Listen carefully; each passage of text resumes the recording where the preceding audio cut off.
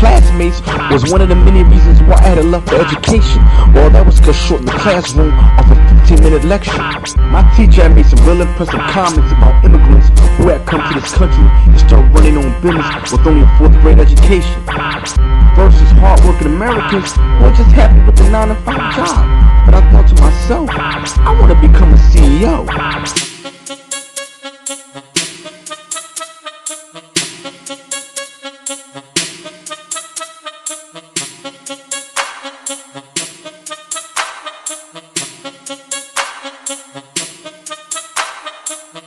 Sitting on the steps in the early 80s, hanging out with the homies, clothes was important. For the most part, school was easy because I like impressing my teachers and all my peers. Once I had seen new folks moved in the hood, my hand was extended. But quite possibly the dozen was the reason as kids we had faced separation. For my mainstream pilots at home, all I did was pray to God for that cash flow. My mother began to custody me and adoption and been responsible to my family. I just needed this money. Working before the age of 10, I had 2 failed jobs by the age of 12. At times, I could remember sitting on the edge of my bed simply praying to God for all this wealth.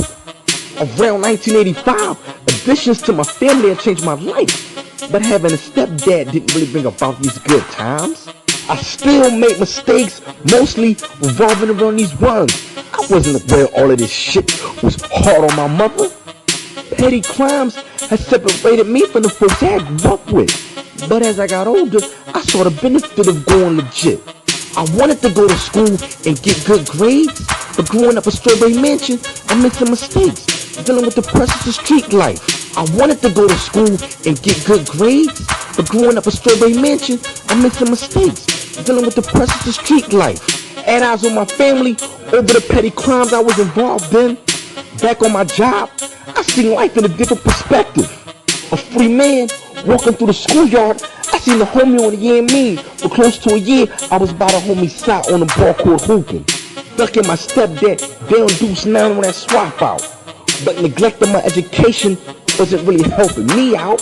So I had went back to school, back at Grass, constantly making rap music. Me and a bunch of friends that from their horse life. Young niggas chasing women, repping that 215. Off of Friends Brothers Connect, we had got that studio time.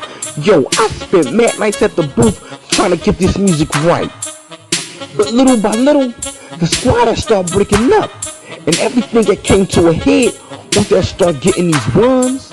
I wanted to go to school and get good grades, but growing up a Strawberry Mansion, I made some mistakes, dealing with the pressures of street life. I wanted to go to school and get good grades, but growing up a Strawberry Mansion, I made some mistakes, dealing with the pressures of street life. Horse life systematically broke down. Niggas choosing sides in a situation where they're supposed to be riding. You see, I was out on bail. Approached by the homie, these niggas wasn't trying to give him his cash. So I was getting sitting up trying to get this nigga money back. Unnecessary work. This nigga watching squad deep shit. I'm scuffling with like 6 niggas and this motherfucker did nothing. Oh, the homie get word and start laying down that track work.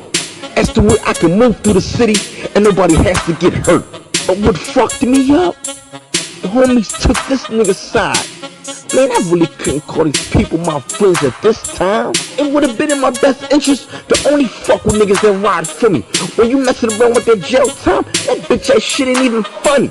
I wanted to go to school and get good grades, but growing up a Strawberry Mansion, I made some mistakes, dealing with the pressures of street life. I wanted to go to school and get good grades, but growing up a Strawberry Mansion, I made some mistakes, dealing with the pressures of street life.